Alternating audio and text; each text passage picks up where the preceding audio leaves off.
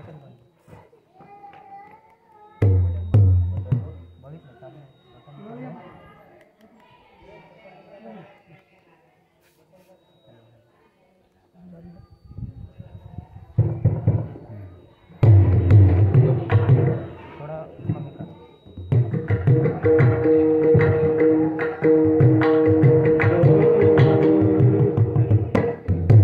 Jai Ram Krishna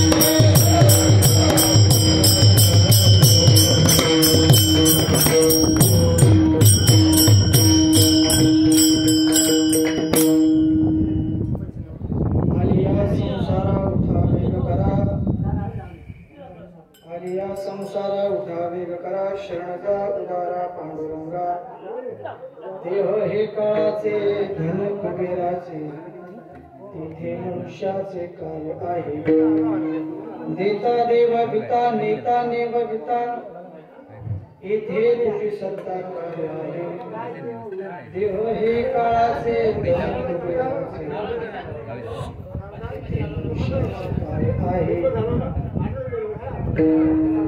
निमित्ताचा धनी केला से प्राणी निमित्ताचा धनी केला से प्राणी माझे माझे म्हणून व्यक्त केला देव हे काळाचे धन कुबेराचे तिथे मनुष्याचे काय आहे तुका म्हणे कार्य नशिवंतासाठी देवा सवे आटी पाडतोसी देह हे काळाचे धन कुबेराचे तिथे मनुष्याचे काय आहे विठाल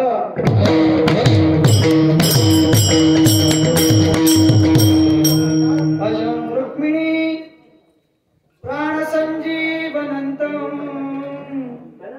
परम धाम कैवल्यमेकं प्रसन्नं प्रपन्नातिहं देवदेवो परब्रह्मलिंगं भजे पाण्डवं जीवो धरातावतारं कलङ्कं तेजोदिकामोदिभक्त्रं खवणीशबाधापनोदार्हदक्षं समाधिस्थमूर्तिं भजे ज्ञानदेवं जयं चैकेर्या स्मरण होय सकल विद्यांचे अधिकरण तेची बंधू श्री चरण श्री गुरुंचे ते नमस्कारुणी आता सेवेला की सेवक झालो तुमच्या लागले होणे चरण वचन ऐका कमलापती ह्या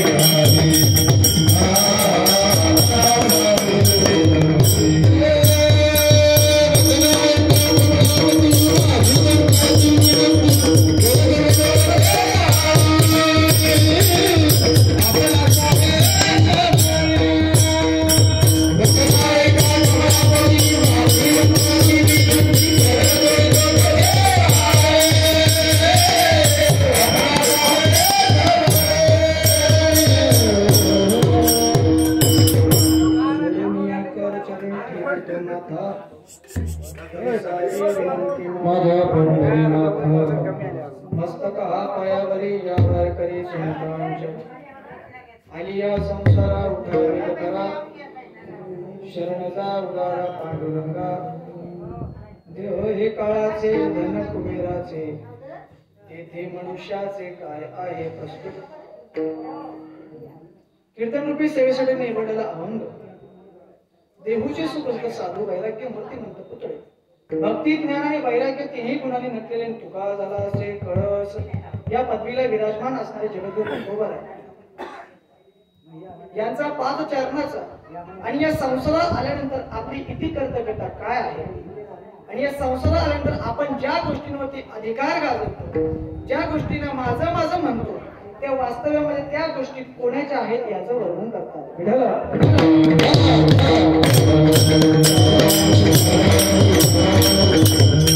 सेवेला सुरुवात करण्यावर थोडासा परिहार देणं भक्ताचं आद्य कर्तव्य आहे आज तुम्ही आम्ही या ठिकाणी गाव पालवणी धनगरवाडा तालुका मंडणगड जिल्हा रत्नागिरी या गावामध्ये रहिवाशी असणाऱ्या आपल्या वंदना आई यांचं आपल्यातून जाणं झालं आणि आज त्यांना जाऊन आपल्यामध्ये 13 दिवस झाले आणि आज त्यांचा उत्तर कार्याचा विधी आणि त्या उत्तर कार्याच्या विधीनिमित्त त्यांच्या मागे असणारा त्यांचा संपूर्ण कुटुंब या कुटुंबाने आपल्या आईच्या आत्म्यात शांती मिळावी किंवा तिची पुढची वाट सुलभ व्हावी म्हणून हा नामकीर्तनाचा सन्मान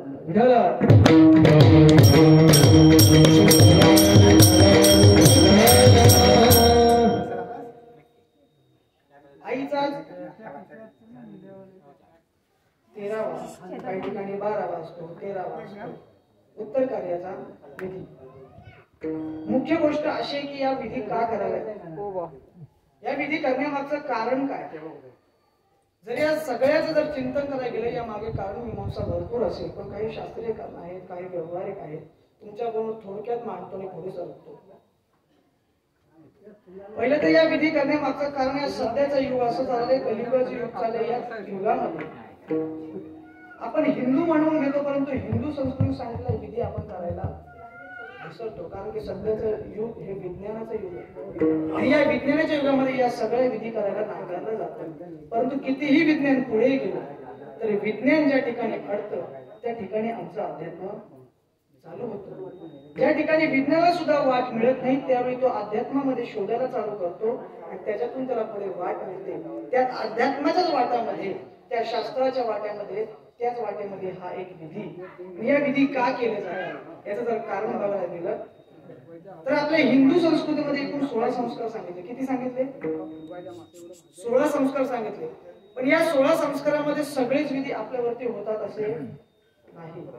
जरी सगळे होत नसले तरी आपल्या संपूर्ण आयुष्यामध्ये आपल्यावरती 4 संस्कार हे प्रामुख्याने होतात. पहिला संस्कार म्हणजे आपला गर्भधान संस्कार. म्हणजे गर्भ राहिल्यानंतर जे आपल्यावरती संस्कार केले जातात त्याला गर्भधान संस्कार म्हणतात. दुसरा संस्कार आपल्यावरती केला जातो मूल जन्माल्यानंतर 12व्या दिवसानंतर आपल्याकडे विधी केला जातो. काय म्हणतात? वारसा म्हणतात. नामकरण विधी, बरोबर की नाही?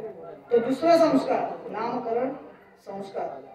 तिसरा संस्कार असा आहे जो काहींच्या आयुष्यामध्ये येतो तर काहींच्या आयुष्यामध्ये वगळला जातो. त्याला म्हणतात वैवाहिक संस्कार. काहींच्या आयुष्यामध्ये वैवाहिक संस्कार होतात पण काहींच्या आयुष्यामध्ये ते होत नाही. आणि चौथा संस्कार आपल्यावरती केला जातो त्याचं नाव आहे अंत्यसंस्कार. कोणता? अंत्यसंस्कार. म्हणजे मानव जन्माला आल्यानंतर त्याच्यावरती हे 4 संस्कार प्रामुख्याने होतात. पण त्यातला एक जर वगळला तर 3 संस्कार हे सगळ्यांवरती होतातच होतात. एक नामकरण संस्कार, अंत्यसंस्कार आणि गर्भधान संस्कार हे सगळ्यांवरती केलेच जातात. ज्याचा जन्म झालाय त्याचं नामकरण होणार आणि ज्याचं नामकरण झालंय त्याचे अंत्यसंस्कार होणार. म्हणजे हे 3 संस्कार प्रामुख्याने केले जातात. काहींच्या जीवनामध्ये 4 संस्कार केले जातात. एक त्याच्यामध्ये मिळवला जातो तो वैवाहिक संस्कार, त्याचं लग्न केलं जातं. एकूण संस्कार किती सांगितले? 16. 16 मधले काहींवरती 4 संस्कार होतात. उरले किती? किती उरले? 12 संस्कार आपल्याकडून होत नाहीत म्हणून काही ठिकाणी आपण 12 होतात. पण काहींच्या संस्कारामध्ये एक वगळला जातो. मग उरले 3 संस्कार. 16 संस्कारापैकी 3 संस्कार केले होतात. किती? 13 संस्कार होतात. आणि ते 13 संस्कार आपल्याकडून आयुष्यात होत नाही म्हणजे 13व्याच्या दिवशी केले जातात.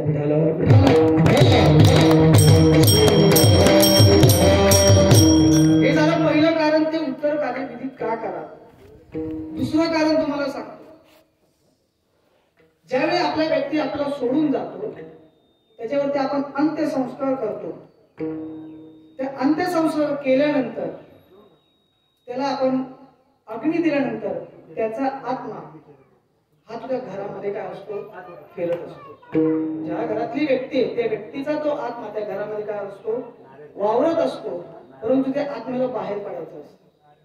म्हणून आपल्याकडे 3 दिवसांनी एक विधी केला जातो. कोणता? काही ठिकाणी सावडण्याचा, काही आपण म्हणजे दूध पाजण्याचा. तो विधी झाला की त्या आत्म्याला घराचा उंबरठा ओढण्याची काय होते? परवानगी मिळते. 3 दिवसानंतर तो आत्मा घराच्या बाहेर पडतो आणि त्या गावाच्या पंचक्रोशीमध्ये फिरायला सुरुवात करतो. मग त्या गावामध्ये असणारे त्याची नातेवाईक असतील, आप्तेष्ट असतील, त्याची मुलं असतील, मुली असतील, हे सगळ्यांच्या पंचक्रोशीमध्ये काय होतो? वावरतो. हे 3 दिवसानंतर त्याला ते बाहेर पडण्याची परवानगी मिळते. नंतर 7 दिवस नंतर आपल्याकडे 10व्या दिवशी विधी येतो. त्याला काय म्हणतात? दशक्रिया विधी. त्या विधी झाल्या, दशक्रियेचा विधी झाला की जो आत्मा पंचक्रोशीत फिरत असतो त्या आत्माला पंचक्रोशीमधून बाहेर जाण्याची परवानगी मिळते. आकाशाकडे काय करतो? वाटचाल करतो. आकाशाच्या दिशेने तो काय होतो? धूम्र दिशेने किंवा धूम्र वायूच्या स्वरूपामध्ये असेल तो काय होतो? आकाशाच्या दिशेने वाटचाल करतो. परंतु त्याची वाट थांबली जाते. ती वाट त्याला पुढे सुलभ व्हावी म्हणून आपण त्याच्या 3 दिवसांनी 2 दिवसांनी 12वा 13वा करतो. आणि ते उत्तर कार्याचा विधी झाला, तो चोखा झाला की मग तो आपल्या पुढे स्वर्गाच्या दिशेने असेल त्याच्या मार्गक्रमणाने काय करतो, मार्गक्रमण करतो. आणि 1 वर्षानंतर जेव्हा वर्ष श्राद्ध केलं जातं तेव्हा त्या आत्म्याला त्या ठिकाणी यमाच्या दरबारामध्ये काय होतं, दाखल केलं जातं. मग त्या आत्म्याला यमाच्या दरबारापर्यंत जाण्यासाठी जी मधली वाट आहे ती सुलभ व्हावी म्हणून ह्या उत्तर कार्याचा विधी विठ्ठल.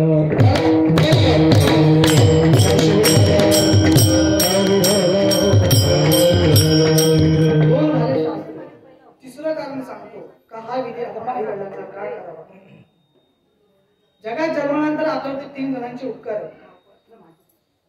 पहिला उपकार आहे देवाचा, दुसरा उपकार आपल्यावरती संतांचा आणि तिसरा उपकार आपल्यावरती कोणाचा असेल तो आई वडिलांचा. पहिला उपकार आपल्यावरती सगळ्यात मोठा केला असेल तो देवाने. काय केला देवाने उपकार, काय केला, आपल्याला जन्म देण्याचं कारण, हा देह देण्याचं निमित्त कोण झाला, देव झाला. देवाने आपल्याला काय दिला, जेने हा जीव दिला दान तयाचे करीन चिंतन. बरोबर की नाही, जेने हा जीव दिला दान, नुसता जीव नाही दिला, दिले इंद्रिय हात पाय डोळे मुख बोलाय वचन जेने तुझोडासी नारायण. देवाने काय दिलं, दिले इंद्रिय हात पाय कान डोळे मुख वचन. नुसता जीव दिलाय का, नाही. या जीवामध्ये तुम्हाला डोळे दिले, कान दिले, हात दिले, पाय दिले, हे सगळे अवयव तुम्हाला किंमत मोजून दिले का, देवाने हे सगळं दिलं. तुमच्याकडे किंमत मोजली होती का, दान दिलं. दान, दान म्हणजे काय, फुकट देऊन टाकलं. एकाही रुपयाचा मूळ मागितला नाही. जर मूळ मागायचं झालं असतं तर किती किंमत झाली असती. शरीरातला एक अवयव जर निकमी झाला तर तो दुरुस्त करण्यासाठी किती रुपयाचा खर्च येतो याचा आपल्याला सुद्धा लावता येणार नाही. एवढा अनमोल असणार न देव तुम्हा आम्हाला देवाने फुकट दिला. हा देवाचा आपल्यावरती काय, देवी दिला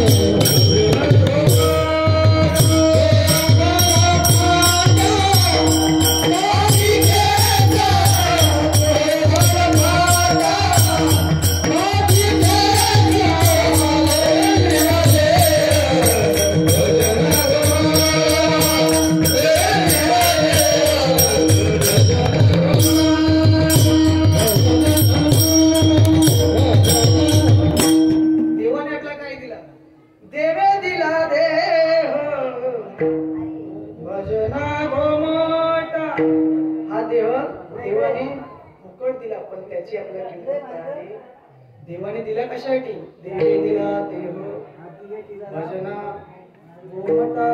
आपल्याला भजन करण्यासाठी देवाने देव दिला, पण आपण त्याचा वापर संसारामध्ये केला, व्यर्थ घालवला. ज्या गोष्टीसाठी हा दिला त्यासाठी वापर न करता इतर गोष्टीमध्ये आपण केला. खाया पिया सुख से सोया ना जमाना खोया. खाया पिया सुख से सोया ना जमाना खोया. अब हाथ का मानव देह अल्लाह ने तुझे दिया.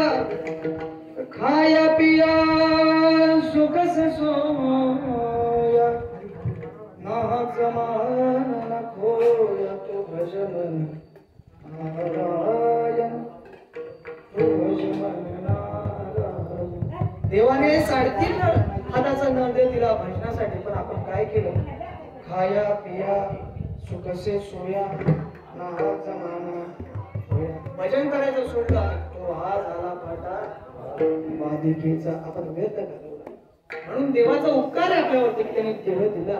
जर तुम्हाला अजून सुद्धा पटत नसेल देवाचा आपल्यावरती उपकार आहे तर लक्षात ठेवा, कोरोना सारख्या संकटातून आज आपण या ठिकाणी कीर्तन ऐकायला बसलोय. हा सुद्धा एक देवाचा काय अरे जर त्याच्या मनात आलं असतं तर आज आपला सुद्धा असा कार्यक्रम काय देवाचा उपकार आहे. म्हणून देवाचे उपकार मानले पाहिजेत. म्हणून त्याच्या जयंती साजऱ्या केल्या पाहिजे. दुसरा उपकार आहे संतांचा. काय उपकार आहे? आम्ही वैकुंठवासी भालव्याची कारणासी बोलिले जे ऋषी साचल हवे आता या उपकार पुढे झाडू संतांचे मार्ग राणी. अरे तुम्हाला देह दिला पण तुम्ही भजन करायचं सोडलं आणि विषयामध्ये गुंतले म्हणून संतांना यावं लागलं आणि आपल्याला वाट दाखवावी लागली की तुम्ही या विषयातून बाहेर व्हा आणि रंगे रंगे पतंगे. तुम्ही या विषयाच्या वाटेवर न जाता भगवंताच्या वाटेवर चला. त्याचं नाम संकीर्तन करा. उजळावया लोवाटा खरा खोटा खरं काय खोटं काय सत्य काय असत्य काय याचा निवाडा करण्यासाठी संतांना यावं लागलं आणि त्यांनी आपल्याला ती वाट दाखवली. म्हणून हा संतांचा उपकार. तिसरे आपल्यावरती उपकार आहेत आई आणि वडील. खरे देवाने आपल्याला जीवदान दिला पण ते जीवदान दिल्यानंतर त्याला या देहामध्ये रूपांतरित करण्याचं निमित्त आई आणि जसं आपल्याला मडकं दिसतंय परंतु मडकं निर्माण करण्यासाठी कुंभार पाहिजे. नुसती माती असून चालणार नाही, नुसतंच चाक असून चालणार नाही, तर त्या मातीला आकार देण्यासाठी एक कुंभार असावा लागतो.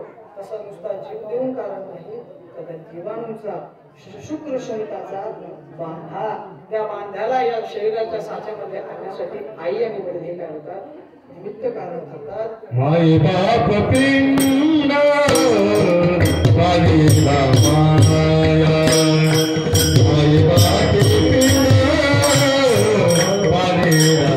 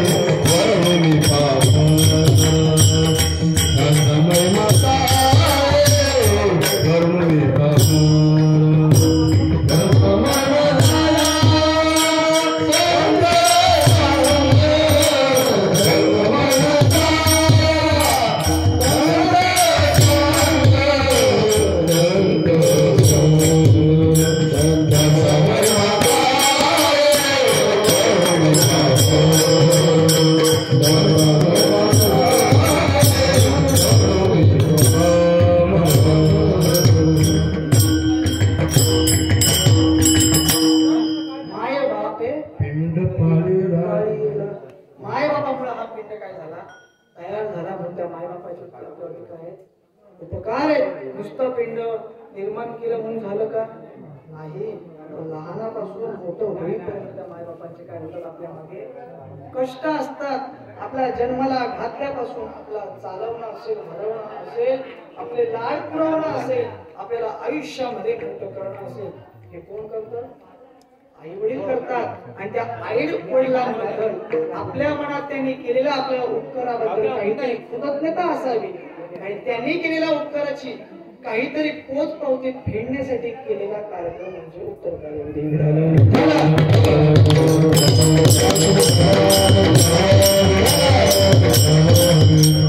शास्त्रीय कारण सांगितलं, व्यवहारिक कारण सांगितलं. अजून एक जाता जाता कारण सांगतो. या विधी का कराव्यात?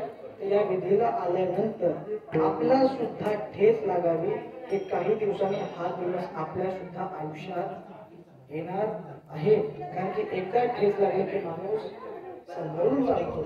आपण सुद्धा या ठिकाणी येऊन सावध व्हावं आणि आपण सुद्धा आपल्या आयुष्यामध्ये अशी काहीतरी गती करावी आणि आपलं आयुष्य सुंदर व्हावं, यासाठी आपण गतिमान व्हावं, म्हणून या सगळ्या विधींचा खटाटोप.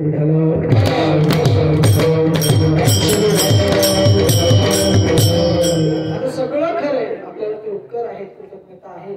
आई वडील जाण्याने दुःख होत नाही असं नाही, पण ते दुःख जरी झालं तरी या जगाचा एक नियम आहे. भरपूर असे नियम आहेत, परंतु काही नियम काही कालावधीसाठीच आहेत, काही नियम काही देशासाठी आहेत. जर या देशासाठी, भारत देशासाठी काही नियम असतील तर ते अमेरिकेसाठी लागतीलच असे नाही. जे अमेरिकेमध्ये बनवलेले नियम आहेत हे जपानमध्ये लागतीलच असे नाहीत. जपानमध्ये बनवलेले नियम हे जर्मनीमध्ये, चीनमध्ये चालतील असे नाही. पण या संपूर्ण जगामध्ये असा एक नियम आहे, भारत असो, अमेरिका असो, जपान असो, जर्मनी असो, कोणताही देश असो, प्रत्येक देशामध्ये ते नियम सारखाच आहे आणि त्या नियमाचं नाव आहे मृत्यू. काय? मृत्यू. सगळे नियम जरी बदलत असले तरी भगवंताने बनवलेला मृत्यू हा नियम प्रत्येक देशासाठी काय आहे? सारखाच आहे. प्रत्येक काळासाठी काय?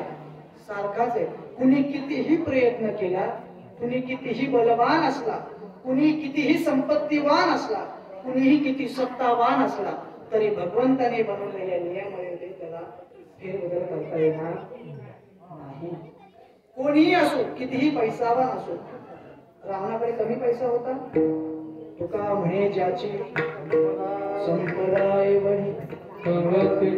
किती संपत्ती होती, लंका सोन्याची होती, एवढी संपत्ती होती, म्हणून त्याला काळ न्यायला आला नाही का? त्याला मरावं लागलं की नाही? मरावं लागलं. नुसता पैसा होता का?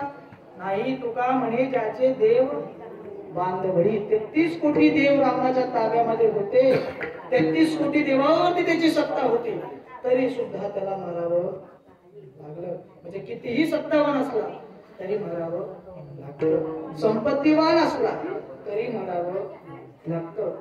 शास्त्रातलं दुसरं सांगतो, हिरण्यकश्यप सगळ्यांना नाव ऐकलंय? हिरण्यकश्यप, त्याला अमर व्हायचं होतं म्हणून ते ब्रह्मदेवाची तपश्चर्या केली आणि देवाकडे वरदान मागून घेतलं की मला दिवसा मरण नको, रात्री मरण नको, आत मरण नको, बाहेर मरू नको, पशुकडून नको, मनुष्याकडून नको, दिवसा नको, रात्र नको. संपूर्ण वरदान त्याने मागून घेतले होते, परंतु तरी सुद्धा देवाने त्याच्यातून वाट काढून त्याचा वध केला की नाही? म्हणजे एवढं मोठं वरदान त्याच्या हातामध्ये असताना सुद्धा हिरण्यकश्यपाला सुद्धा मारावं लागलं. शास्त्रातली उदाहरण व्यवहारातलं सांगतो. मायकल जॅक्सन तुम्ही नाव ऐकलं असेल, तरुण पिढी. मायकल जॅक्सन असा व्यक्ती होता जगामध्ये सगळ्यात मोठा डान्सर होता, बरोबर की नाही? नृत्य करणारा व्यक्ती होता, त्याच्याकडे पैसा अफाट होता. त्याने ठरवलं होतं 150 वर्ष जगायचं, म्हणून 150 वर्ष जगण्यासाठी त्याने संपूर्ण सोयी करून ठेवल्या होत्या. जर माझा एखादा अवयव निकामी झाला तर मला लगेच तो अवयव मिळावा, म्हणून त्याने प्रत्येक अवयवासाठी दान देणारा व्यक्ती शोधून ठेवला होता. एवढंच काय, त्याच्या मुखातून पोटात जाणारा प्रत्येक अन्नाचा कण निकण हा लॅबमधून चेक होऊन यायचा आणि मग त्याच्या पोटामध्ये जात होता. कशासाठी धावपळ होती? 150 वर्ष आयुष्य जगण्यासाठी. भारतातलेच नाही तर बाहेरच्या देशातून त्यांनी डॉक्टर मागवले होते, त्यांना स्वतःच्या घरामध्ये जवळ ठेवलं होतं का? तर अचानक काही जर माझ्यावरती आपत्कालीन काही आलं तर लगेच माझ्यावरती त्या ठिकाणी उपचार व्हावे म्हणून ते डॉक्टर जवळ आणून ठेवले होते. तरी सुद्धा त्याला वयाच्या 50व्या वर्षी लागलं. सत्ता नव्हती, संपत्ती नव्हती का? होती, तरी सुद्धा त्याला मारावं लागलं. मला सांगण्याचं कारण इतकंच, हे उदाहरण सांगण्यामागचं कारण आहे, तुमच्याकडे कितीही संपत्ती असली आणि सत्ता असली तरी भगवंतांनी बनवलेल्या नियमामध्ये त्याला फेरबदल करता येत नाही.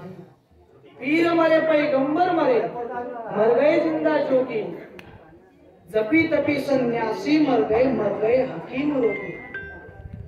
सगळे हकीम आले, रोगी आले, सगळे मिळाले. 9 भी मर गए, 10 भी मर गए सहस्त्र 88 आणि 33 कोटी देव मर गए, पड गए काल के फांसी. 33 कोटी देवांना सुद्धा लागलं जगाच्या चालक मालकाला सुद्धा भगवान श्रीकृष्णाला सुद्धा आपला देह सोडावा लागला. सांगण्याचं कारण की जर या ठिकाणी भगवंताला राहता येत नसेल तर तुम्ही आणि आमची काय बात आहे? अहो ज्याचा जगाचा चालक मालक भगवान परमात्मा ज्याचा मुलगा आहे, सीतेसारखी ज्याची सून आहे, इंद्रासारखा ज्याचा मित्र आहे, अयोध्येसारखी ज्याची नगरी आहे, अशा दशरथ राजाला सुद्धा पाणी करून मारावं लागलं. मुलगा कोण आहे? जो जगाचा मालक आहे, जेने हे विश्व निर्मिले, महर्षी देवा संस्थापिले, 21 स्वर्गात धरले सत्ता मात्रे, आपल्या वृक्षाची पाने हले ज्याची सत्ता. वृक्षाचं पान जरी हलवायचं झालं भगवंताशिवाय हलत नाही. चाले हे शरीर कोणाची या सत्ते आणि कोण बोलवितो हरिवीन. एवढी ज्या भगवंताची सत्ता आहे तो भगवान परमात्मा दशरथाचा कोण आहे? मुलगा आहे. तरी सुद्धा दशरथाला पाणी करून मारावं लागलं. भगवान परमात्मा ज्याचा मामा आहे, द्रौपदी सारखी ज्याची पतिव्रता आई आहे, भीमासारखा बलाढ्य ज्याचा मामा आहे, अशा अभिमन्यूला सुद्धा रवींद्रनाथ लाथा खाऊन मारायला. विचार करा, ज्याचा मामा जगाचा चालक मालक आहे त्याला जर लाथा खाऊन मारावं लागतं, आपला मामा साधा ग्रामपंचायतीचा सदस्य नाही का?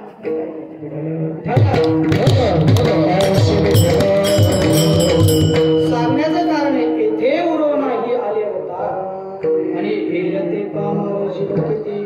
भगवंताचे अवतार सुद्धा आले आणि गेले. देवाला सुद्धा या ठिकाणी या नियमातून त्याला त्याची सुटका करता आली नाही. तर तुमच्या आमच्यावर म्हणजे आपल्याला सुद्धा एक ना एक दिवस यातून जावं लागेल.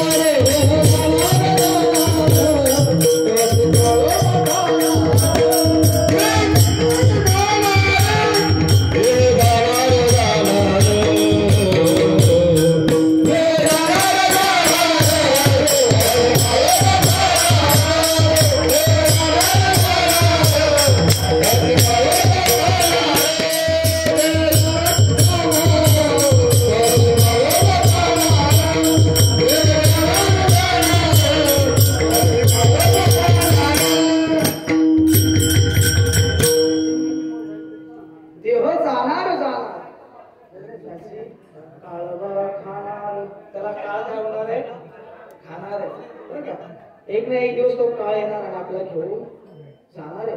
त्यामुळे जगातला मृत्यू हा नियम आपल्याला बदलता येत नाही. जर मृत्यू नियम बदलता येत नाही तर मृत्यूतून सुटका होणार नाही का? नाही. मृत्यू आहे हे ना काय प्रकृती आहे, निसर्गाचा नियम आहे. पण या मृत्यूला नाकारणं ही आपली विकृती आहे. मृत्यू येणार आहे म्हणून आपण त्याच्यापासून लांब पडणं ही विकृती आहे.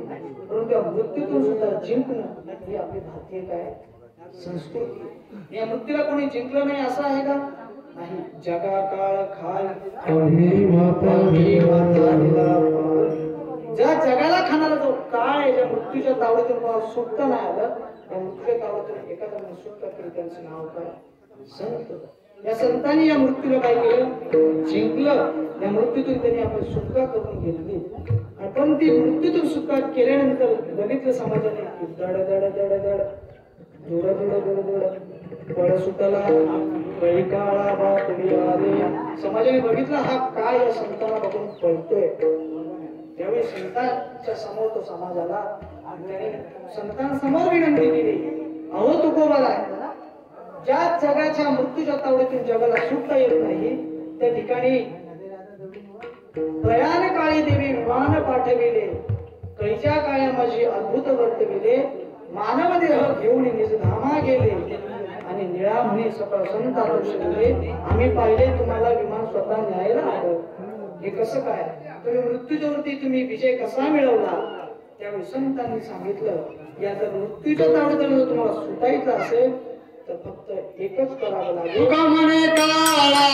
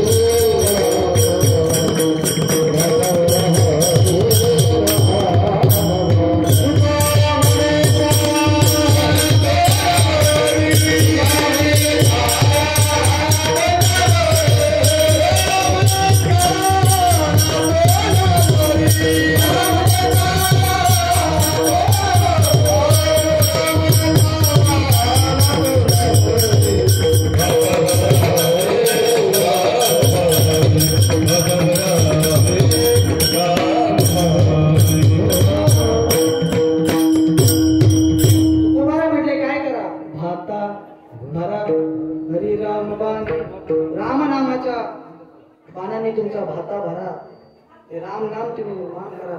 संतांनी म्हटलं तुम्ही आम्हाला विचारता, आम्ही सुद्धा तेवढंच केलं. काय केलं तर हे पांडुरंग नावाचं धन आहे ना, हे आम्ही कमवलं. धन घरी पांडुरंग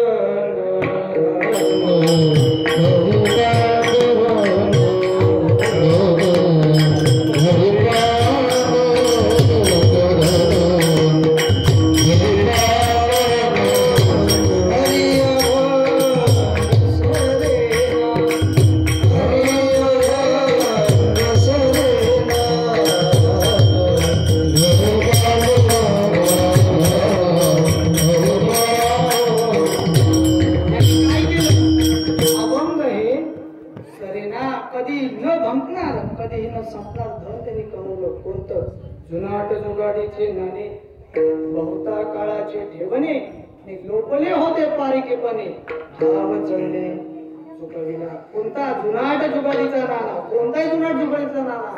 त्यावेळी संत त्याने विचारलं कोणत्या धनाचं तुम्ही चिंतन केलं तर तुकोबाराय म्हटले तुम्हाला सुद्धा तुमचं मरण जर चुकवायचं असेल तर त्याला फक्त एकच उपाय, या संसारानंतर तुम्हाला पांडुरंगाला शरण जावं लागेल. हे अभंगाचे पहिलं शब्द.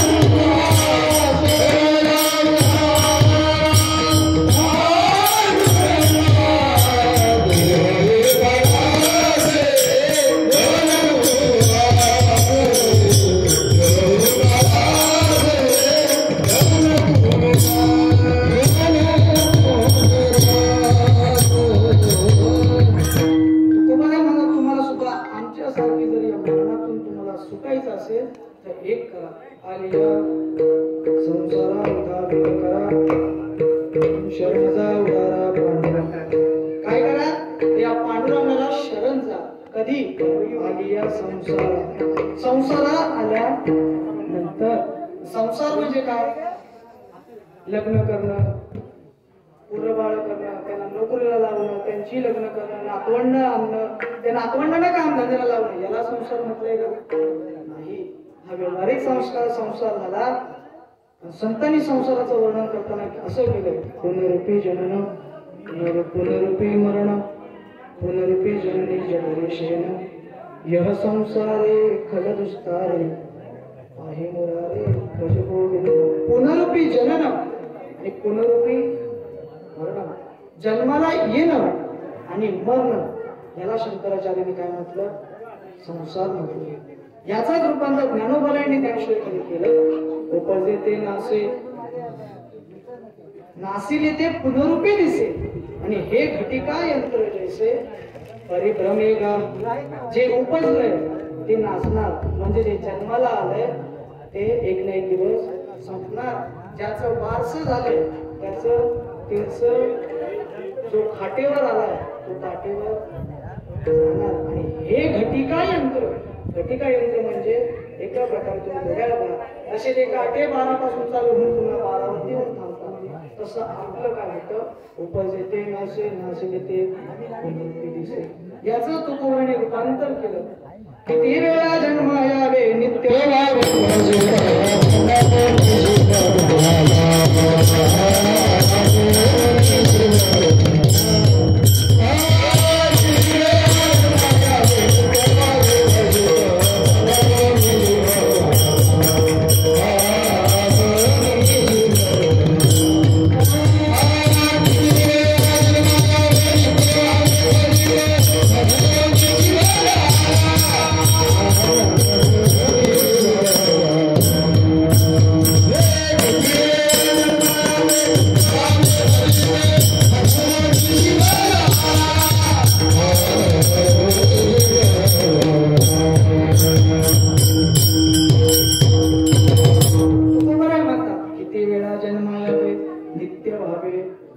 किती वेळा जन्म यावे त्याचं गणित नाही जी नातारा त्याचा गणित तुम्हाला लावता येणार नाही.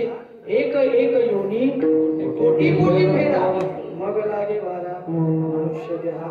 84 लाख योनींमधून त्यामध्ये प्रत्येक एक एक योनी कोटी कोटी फेरा आणि मानवाभितरी 4 लक्षाच्या सांगितल्या त्यातल्या आपल्या मिळाल्या योनी. मग ही मानव योनी लागली.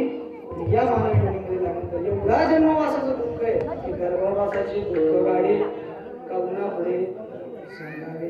ते दुःख कोणाकडे सांगता येत नाही. एवढा संसार अवघड आहे. संसार दुःखमूळ विश्रांती नाही कोठे रात्रंदिवस तळमळ. याला संतांनी काय म्हटलं संसार. नाहीतर जन्माला येणं मरण किंवा लग्न करणं हे संसार नाही. तर जन्माला येऊन मरण हे काय झाला संसार झाला. हा जर संसार इतका अवघड आहे की जो ब्रह्माधिकाला सुद्धा सुटला नाही तो संसार जर आपल्याला सोडायचा असेल तर तो कोणाला त्याच्या शरणाचा उदाहरण शरण जा कुणाला पांडुरंगाला. जर तुम्हाला चिरंतन टिकणारं जर सुख पाहिजे असेल ना तर आपला तो एक देव करून घ्यावा आणि तेने विन जीवा सुख नव्हे. तुम्हाला जर चिरकाल टिकणारं सुख पाहिजे असेल तर देहाची जर सत्कधी करून घ्यायची असेल तर एकच करावं लागेल की तुम्हाला देवाचं चिंतन करावं लागेल. त्यावेळी समाज विचारणार समाज तुकोबारा म्हणायला लागला अहो तुकोबारा आहे तुमचीच प्रमाणे शतक वर्ष आयुष्य कुणी दिलंय देवाने आम्हाला दिलंय. किती वर्षाचं आयुष्य अल्पायुष्य मानव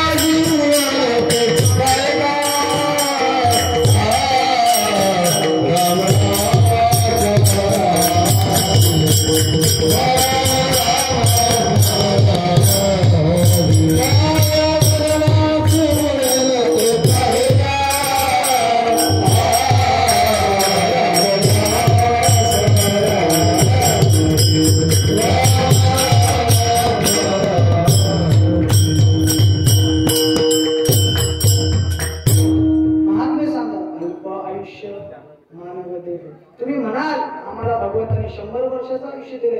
आतापासूनच देवाचं नामचिंतन का करावं आतापासूनच भजन का करावं. संत म्हटले अल्प आयुष्य मानवदेव. हे आयुष्य जरी 100 वर्षाचं जरी दिसलं तरी मध्ये बालत्व पीडा रोग क्षय त्यामध्ये तुम्हाला बालत्व येणार. बालपण गेले निमित्ता तारुण्य देशे विषय व्यथा आणि वृद्धपणे प्रवर्तले चिंता मरे मागुता जन्म धरी. तुम्हाला मध्ये बालपण येणार आहे तारुण्य पण येणार आहे मग वृद्ध पण येणार आहे पीडा येणार आहे रोग येणार आहे. यामध्ये सगळं तुमचं आयुष्य वजा केलं तर काय भजनाशी उरला ते पाहे गा. मग तुमच्यासाठी भजनासाठी उरलं काय म्हणून राम राम स्मराधी लाहो करा गाठ घाला मुळ बंधू. तुम्ही तुमच्या पदरात राम नामाची गाठ बांधायला सुरुवात करा. ते समाज म्हणायला लागला आमच्याकडे आयुष्य हा देह आम्हाला देवाने दिलाय आम्ही एवढं लवकर करणार नाहीये. देह आमचाच आहे आम्ही करत राहू. पण तुकोबारा म्हटले जरी तुम्हाला हा देह तुमचा वाटत असला तुमच्या ताब्यात जर दिसत असला तरी हा देह तुमचा नाही, या देहावरती सत्ता दुसऱ्याची आहे. हे अभंगाच्या दुसऱ्या चरणात देह हे काळाचे, देह हे काळाचे, देह हे काळाचे,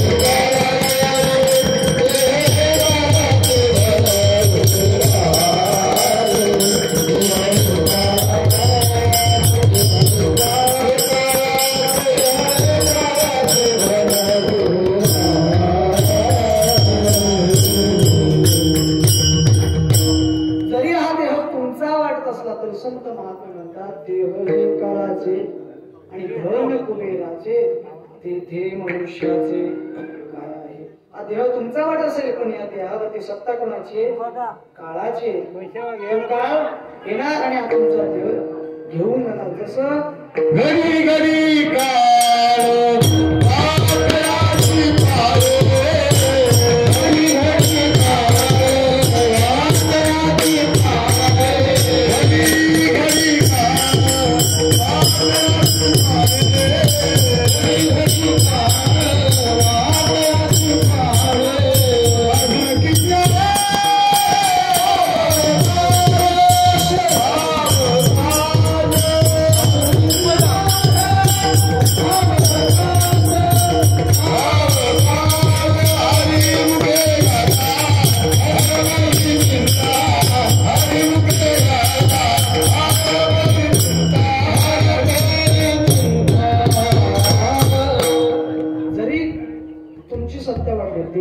काळाची घडी घडी काळ वाट याची पाहे. हा काळ त्याच्यावरती टपून बसला. कोण दिवशी येतील कोण दिवशी प्राण जातील घेऊन, कोण दिवशी स्मशानी जाऊन, कोण दिवशी स्मशानी जाऊन.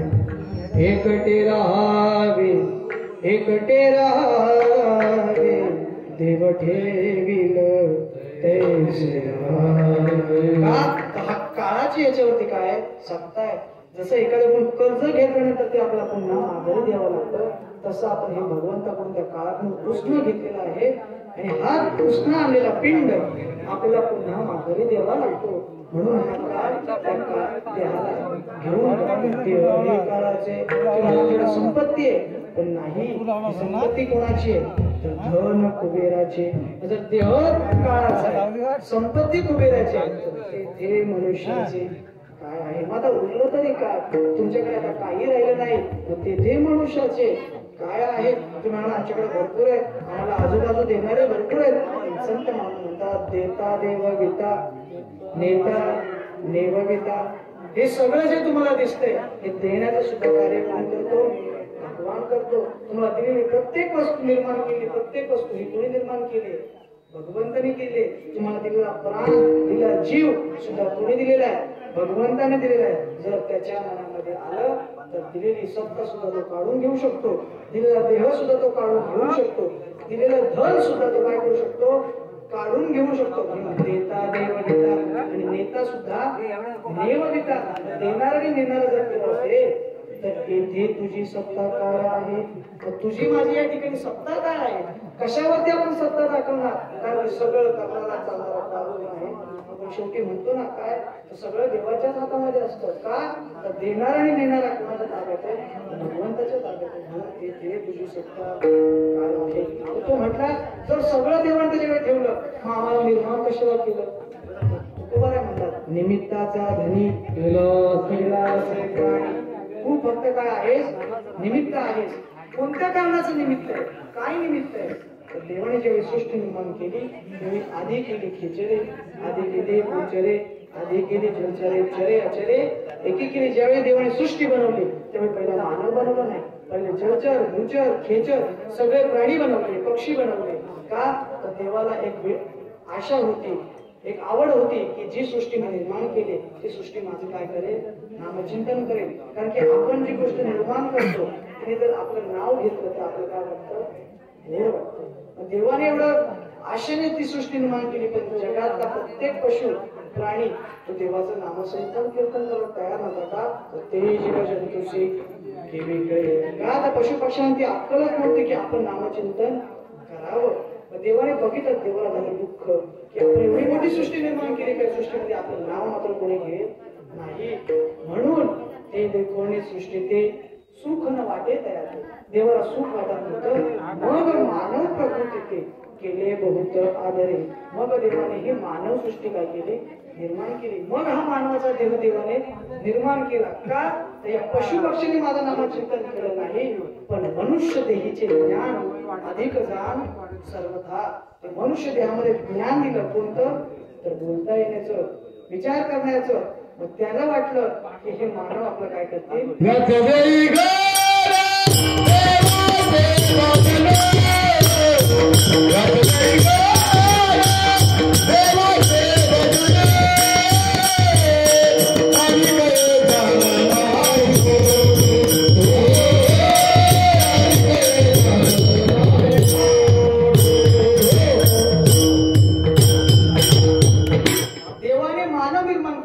कशासाठी? तर हे पशु पक्षी माझं नाव घेत नाही पण हा मानव माझं काय होईल? नाव घे. म्हणून देवाच्या आशेसाठी, देवाची इच्छा पूर्ण होण्यासाठी देवाने आपल्याला निमित्त बनवलं. काय केलं? त्याचं कारण पूर्ण होण्यासाठी आपला हा देव बनवला. निमित्ताचा धनी. आपण निमित्ताचे धनी आहोत. आणि केला असे प्राणी. आपण काय म्हणतो? मनुष्य प्राणी. म्हणून केला असे प्राणी पण भजनासाठी केला, नामचिंतन करण्यासाठी केला पण माझे माझे म्हणून व्यर्थ केला. तुकोबाराय म्हटले भजनासाठी नामचिंतनासाठी देवाने एवढा आशेने तुला बनवला पण तू या मानव देहाला आल्यानंतर काय करतोस? घर माझं, बायको माझी, गाडी माझी, बंगला माझा, जमीन माझी, सगळं काय केलास? तर माझे माझे म्हणून व्यर्थ केला. ज्याला सगळ्यांना तू माझं माझं म्हणतोस शेवटी तुझ्याजवळ अंतकाळी कोणी नाही वा सांगा. तुझ्या शेवटी कोणीही जवळ येणार नाहीये. सगळं ज्या ठिकाणी बायकोला माझं म्हणतो ते घरामध्ये राहणार आहे. जे गावकरी आहेत ते स्मशानापर्यंतच येणार आहेत. जे सगळे तुझी मुलं असतील हे तुमच्या जीवनाला अग्नी देण्यापर्यंत येणार आहेत. शेवटी जलाने वाले लाखो थे जिलने वाला कोई नाही. फक्त त्या ठिकाणी इकडंच चढायचंय. तुम्हाला म्हणतात ज्यांना तू माझं माझं म्हटलास ते माझे माझे म्हणून व्यर्थ गेला. सगळं काय होणार आहे? व्यर्थ जाणार आहे. म्हणून तुम्हाला शेवटचे जरा म्हणतात ज्यांना तू माझं म्हणतोस, या देहाला माझं म्हणतोस, धनाला माझं म्हणतोस पण हे सगळं कसं आहे? नाशिवंत देह जाणार सुख. ज्याला सगळ्याला माझं म्हणतो ते नाशिवंत आहे आणि या नाशिवंतासाठी तू या देवाला बाजूला सांगतो. हे अभंगाच्या शेवटचे तुका म्हणे तुका म्हणे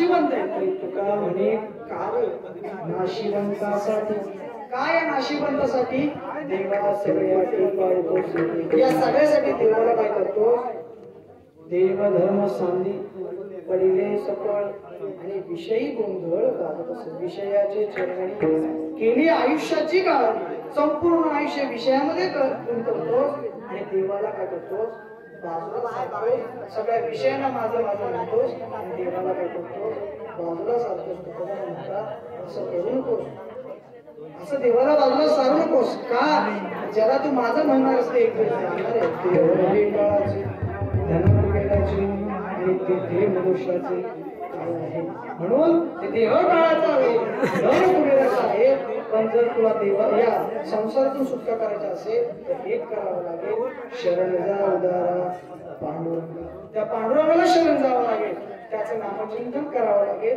म्हणून आपण सुद्धा या संसारातून आपली सुटका व्हावी म्हणून आपण सुद्धा एक वेळ त्या देवाचं भजन करूया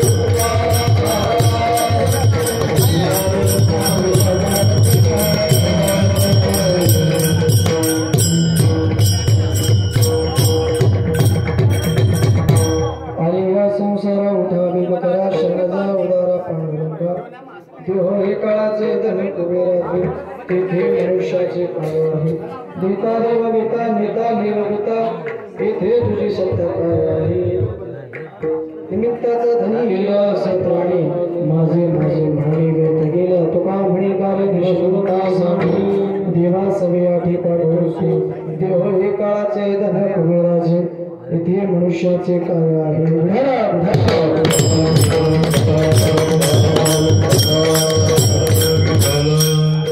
जर कितीही म्हटलं आपण हा देह जाणार कितीही शास्त्रीय पुरावे सांगितले तरी सुद्धा देह कितीही जाणार असला याच्यामध्ये कितीही सत्ता भगवंताची असली तो एक ना एक दिवस जाणार असला तरी आपल्यातली व्यक्ती गेली त्याचं दुःख मात्र आपल्याला होतं आणि ते स्वाभाविक का माझे त्यांच्या विषयी आपण काय करत असतो माझं पण लावत असतो कारण की कोणतीही व्यक्ती कोणतीही वस्तू दुःख देत असते तर त्या व्यक्तीबद्दल आणि वस्तूबद्दल असणारं प्रेम आपल्याला काय करतं दुःख देतं कोणतीही वस्तू दुःख देते ते माझं पण लावल्यामुळे आपलं दुःख हे होणारच तसंच आज या कुटुंबातील सगळे कुटुंबियांमध्ये आपल्या आईचं जाणं झालंय आणि आईचं जाणं कितीही म्हटलं त्याचे दुःख या कुटुंबाला पसरण्यासारखं नसतं कारण की साधे ठेच लागले तरी इतर कोणाचं नाव नाही तर कोणाचं नाव कोणाचं येतं आईचं येतं का मुखातून येणाऱ्या शब्दाची सुरुवात सुद्धा आपल्या आईच्या नावाने होते कारण आपल्या आयुष्यामध्ये आईचं स्थान इतकं वरचं आहे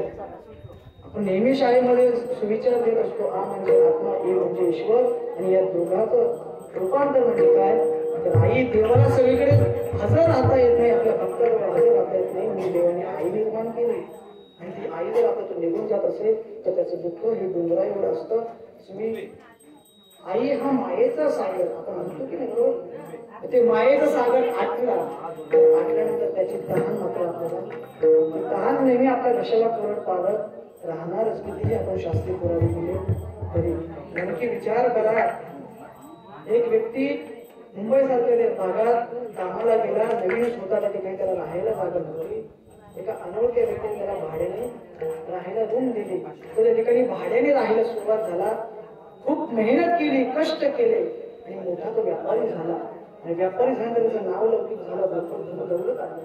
आणि ज्यावेळी त्याचा सत्कार समारंभ केला की एवढ्या छोट्याशा खेड्यातून तो माणूस मुंबईला आला आणि मुंबईला आल्यानंतर त्याने एवढं नाव कमवलं, एवढी मोठी संपत्ती कमवली, म्हणून त्याचा सत्कार आयोजित केला. त्या सत्कारामध्ये त्या व्यक्तीने सांगताना सांगितलं की मी या मुंबईमध्ये रिकाम्या खिशाने आलो होतो, मला राहायला जागा नव्हती, परंतु अनोळखी शहरामध्ये या अमुक व्यक्तीने मला राहण्यासाठी जागा दिली. तो व्यक्ती म्हणजे कोण आहे? देव आहे. तो व्यक्ती म्हणजे देवासारखा आहे. जर तो व्यक्ती नसता तर आज मी या ठिकाणी नसतो. सांगायचं एवढंच आहे, ज्या व्यक्तीने काही काळासाठी फक्त राहण्यासाठी भाड्याची जागा दिली, तो व्यक्ती जर त्या व्यक्तीसाठी देवासारखा असेल तर या आईने जगात येण्याच्या अगोदर आपल्याला गर्भामध्ये राहण्यासाठी फुकट जागा दिली, मग ती देव असू शकत नाही. जर व्यवहारामध्ये भाड्याने देणारे व्यक्ती जर आपल्यासाठी देव आहे, तर या गर्भामध्ये एवढ्या खोलगट जागेमध्ये तिने आपले दुःख पचवून या ठिकाणी आपल्याला राहण्यासाठी जागा दिली. ती आई सुद्धा आपल्या ठिकाणी आहे, देव आहे. इतकंच नाही तर प्रत्येक जाणारा घास तिच्या मुखातून जातात ते विचार करते, हा घास माझ्या मुलाला लागणार आहे, म्हणून तो खाताना सुद्धा ती त्या विचारानेच खाते. कितीही जरी त्याला काही खाण्याची तलप आली, किती तिखट खावंसं वाटतं, किती कसंही वाटतं, तरी ती आधी चिंता कोणाची करते? बाळाची करते. लेकुणाची हित वाहे माऊलीचे चित्त. एवढंच काय तर बाळ जन्माला आल्यानंतर डॉक्टर सांगतात काही वेळेला असा प्रसंग येतो की एक वेळ बाळ जन्माला येईल किंवा हे जिवंत राहील. त्यालाच शब्द काय? बाळ. पण एकतर बाळ सुद्धा येईल, नाहीतर अंत सुद्धा येईल, आणि या दोघातून ज्याची सुटका होते त्याला म्हणतात बाळांत. ती व्यक्ती, ती माता स्वतःच मरण पत्करते, पण आपल्या मुलाला जन्म द्यायला सांगते. स्वतःच मरण आयुष्य बाळाच्या पदरात टाकून त्याला जीवदान देते, त्याला म्हणतात आई. एवढंच नाही तर स्वतःच्या रक्तापासून आई काय करते? विज्ञान कितीही पुढे गेलं तरी अजून वेगवेगळ्या रक्तापासून दूध बनवण्याची प्रक्रिया जमली नाही. बनते आई स्वतःचं रक्त आपल्या मुलाला घेते, पाजते, मुलाला मोठं करते. हे आई आपल्याला देव असू शकत नाही. ती जर आई आपल्याला मिळून जात असेल तर आपल्याला दुःख होणारच. अशी देवस्वरूप या ठिकाणी आई आपल्या कुटुंबातून या ठिकाणी हिरवे कुटुंबातून निघून गेली. ते दुःख आपल्या पचवण्यासारखं भगवंताला एकच विनंती करेल, त्या आत्म्यास भगवंताने काय करावी तर पुढे स्वतःची मोकळी करावी, त्याला आपल्या पायाजवळ जागा द्यावी. आणि हे त्यांच्या मागोमापासून कुटुंब त्यांना केलं का आपण यातून काय आहोत? जागे. आपण सुद्धा नामचिंतन करून शरण जा उदाहरण पांडुरंगा संतांनी विनंती केली आणि आपल्याला काय केलं तर या मार्गाला आणलं. तर संत म्हणतात तुम्हाला तर या देहाची झाला सफल व्यापार त्यांची सरली झाड. तुम्हाला जर तुमची झाड संपवायची असेल तर एकच करावं लागेल, त्या भगवंताचं नामचिंतन करावं लागेल. पण जर तुम्हाला नामचिंतन करता येत नसेल आणि जर तुम्ही करत नसाल तर यामध्ये तुमची हानी. नाथ महाराज एका ठिकाणी सांगतात, हे जरी नाही काल तरी दुसरा येईल, हे जरी नाही काल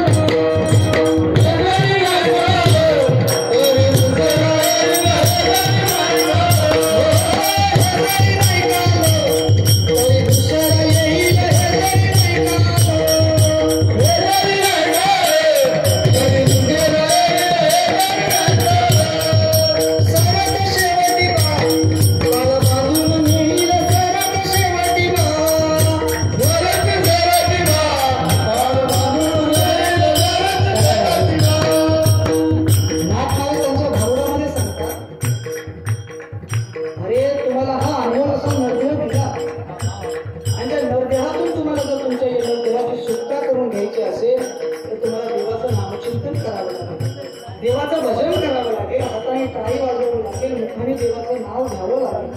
त्यासाठी आम्हा संतांचा अवतार बुद्धी उपकारासाठी आले घरच्या वैकुंठी का नामचिंतन करा. हरी हरी तुम्ही म्हणारे सकळ देणे माया जाळ. तुम्हाला या जर मायेतून सुटायचं असेल तर हरी हरी तुम्ही म्हणून तुम्ही विचार करा, सारासार विचार करा, उठा बुद्धी आणि नाम धरा तुम्ही विठोबाचे, त्या भगवान परमात्म्याचं नाव तुम्ही कंठामध्ये धरा, त्याचं चिंतन करा. तुम्हाला आम्ही वेगवेगळ्या पद्धतीने सांगितलं की नामचिंतन करा, एवढंच काय, तुमच्या आम्ही पायाला हात लावा. तुम्हाला विनंती केली, लागूनिया पाया विनवितो तुम्हाला, आणि करे काही बोला मुखी नाम. तुमच्या पायाला हात लावून सांगितलं तुम्ही मुखी नाम करा, पण तुम्ही तरी सुद्धा ऐकायला करत नाही. एवढंच काय, तुम्ही म्हणाल आम्हाला वेळ नाही, पण संतांनी सांगितलं कामामध्ये करा. तुम्ही म्हणा राम राम, एवढंच काय. नाथ महाराज म्हणतात हरी बोला भांडता, हरी बोला कांडता, उठता बैसता हरी बोला.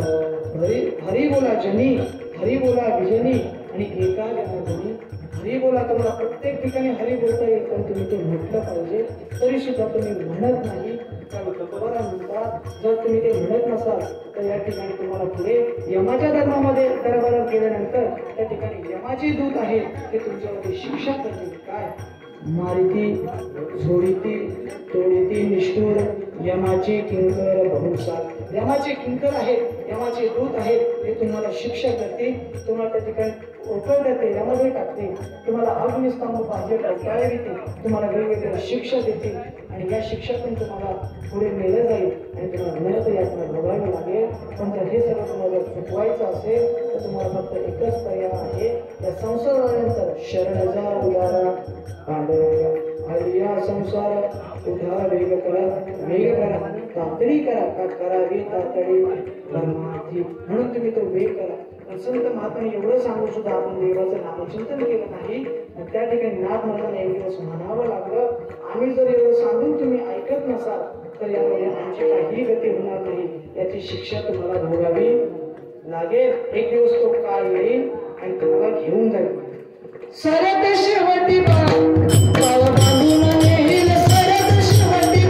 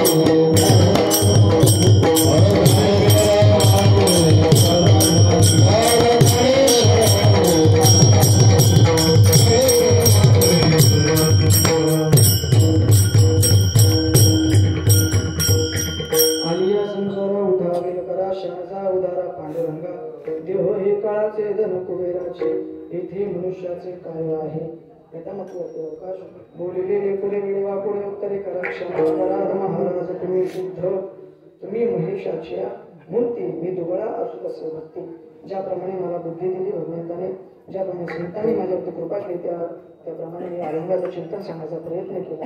आज या ठिकाणी या आईचं आपल्यातून काही दिवसापूर्वी जाणं झालं आणि त्यांचं उत्तर कार्य, आणि या उत्तर कार्या निमित्ताने त्यांच्या मागे असणारं त्यांचं सर्व कुटुंब, त्यांचा एक मुलगा आणि 3 मुली असं त्यांचं कुटुंब आहे. त्यामध्ये नंतर त्यांची नातवंड असतील. त्यांनी हा सगळा कार्यक्रम नारायणदादांच्या मार्फत माझ्यापर्यंत ही सेवा आली. रामजीनगरमध्ये त्यांचं वास्तव्य आम्ही सुद्धा नागपूरला म्हणाले अहो आमच्या चुकी निवृत्ती दादा आहेत, त्यांच्या शेजारचे आमचे हे नारायणदादा, आणि त्यांच्या मार्फत ही सेवा आली. आईच्या बद्दल किती कृतज्ञता असावी हे नारायणदादाला भेटू शकली पाहिजे. कारण की या ठिकाणी कोणताही खटडोळ असताना सुद्धा एवढी सगळी मंडळी या ठिकाणी उपस्थित केली. हा कीर्तनाचा सगळा समारंभ त्यांनी आयोजित केला. यातून त्यांची आपली मातृभक्ती दिसून येते. आईबद्दल त्यांची किती कृतज्ञता आहे. आईने आपल्यावरती केलेले संस्कार हे त्यांच्या या कृतज्ञतेतून दिसून येतात. तर हे आई वडिलांच्या पश्चात या विधी करणं म्हणजेच काय, ते आई वडिलांचे खरे संस्कार आहेत. म्हणून धन्य माता पिता ते नारायणदादांनी ते दाखवून दिलं आणि त्यांनी आईच्या या ठिकाणी उत्तर कार्याचा हा विधी यथा अवकाश पार पाडलेला आहे. मी भगवंताला एवढीच विनंती करेन त्यांनी त्या आपल्याला आपल्या चरणाजवळ समर्पित करून घ्यावं. सेवेसाठी हजर असणारे सगळे वारकरी या ठिकाणी आमच्या गावातून असणारे हे देवळी ग्रामस्थ या ठिकाणी आले आहेत. विनेकरी असतील, टाळकरी असतील, आमच्या ठिकाणी गायनाचार्य असतील, सुंदर असं त्यांचं गायन आहे. आमचे वैभवदादा असतील, राजूदादा असतील, सुंदर अशी कपालाची साथ ज्यांनी केली आमचे रोहितदादा आहेत. त्यासोबत आमच्या गावातले सगळे टाळकरी असतील, नृत्यदा असतील, बाबराव बाबा असतील, या ठिकाणी भरत बाबा असतील, राजू बाबा असतील, या ठिकाणी शिवाजी बाबा असतील, हे सगळे देवली ग्रामस्थ या ठिकाणी आज या ठिकाणी साथ करण्यासाठी आले. म्हणून त्यांच्याही चरणी नतमस्तक होतो. एवढंच काय, माझ्यासोबत या ठिकाणी मला उभं करण्याचं त्यांचं सामर्थ्य आहे. ज्यांनी मला उभं केलं ते माझ्या आजोबा या ठिकाणी बसलेले आहेत, त्यांचंही धन्यवाद करतो. आणि माझ्यासोबत प्रत्येक ठिकाणी माझ्यासोबत माझ्या पाठी सावलीसारखे असणारे माझे वडील ते सुद्धा या ठिकाणी आहेत, त्यांचेही धन्यवाद करतो. आणि पुनश्च एकदा या ठिकाणी या आईला मानवंदन करण्यासाठी, श्रद्धांजली देण्यासाठी मला या ठिकाणी आमंत्रित केलं. म्हणून या हिरवे कुटुंबाचा सुद्धा मी आभार मानतो. मी सेवेला पूर्ण विराम देतो. तुकाराम तुकाराम तुकाराम